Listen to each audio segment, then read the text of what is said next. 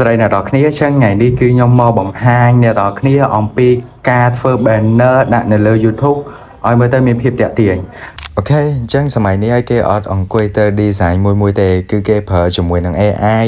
ឬក៏គេប្រើជាមួយនឹង app អញ្ចឹងអ្នកនរគ្នាអាច down ជាមួយនឹង app Canva មួយដើម្បីធ្វើជាមួយនឹង banner របស់យើងចឹងនៅពេល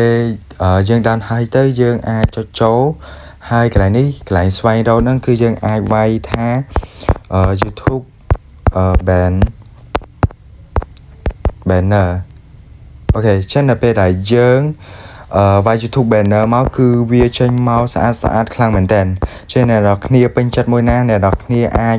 យកទៅកែតាមតម្រូវការរបស់អ្នកនរគ្នាអូខេអញ្ចឹងខ្ញុំអាចឧទាហរណ៍ឲ្យអ្នកនរគ្នាមើលមួយខ្ញុំយកមុខនេះគឺមើលទៅតំណង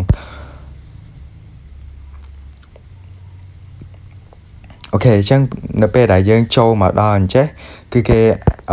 ឲ្យយើង generate ជាមួយនឹង root thought របស់យើងអញ្ចឹងខ្ញុំឧទាហរណ៍អ្នកនរគ្នាអំពី root thought មួយអូខេអញ្ចឹងកន្លែងនេះគឺយើង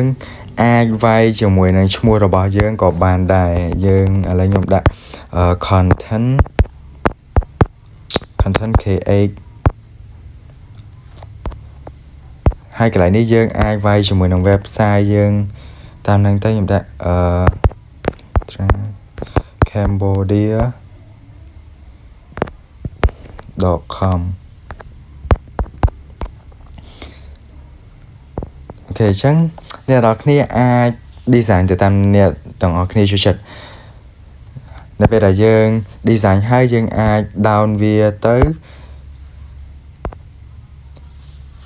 គឺរួចជាការស្រេចហើយគឺយើងបាន banner ដល់ YouTube មួយដ៏ស្រស់ស្អាត